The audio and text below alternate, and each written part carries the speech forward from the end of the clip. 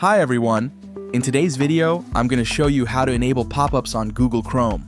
It's a simple process but can be very useful, especially when a website requires pop-ups for certain features.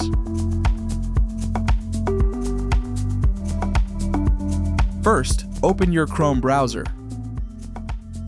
Look at the top right corner of the screen. You'll see the three-dot menu icon. Click on it. Next, select Settings from the drop-down menu. In the Settings page, scroll down and find the Privacy and Security section. Click on it. Then, select Site Settings. Scroll down until you see Pop-ups and Redirects and click on that.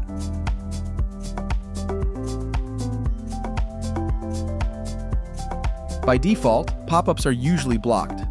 To enable them, select the option that says Allow Pop-ups and Redirects.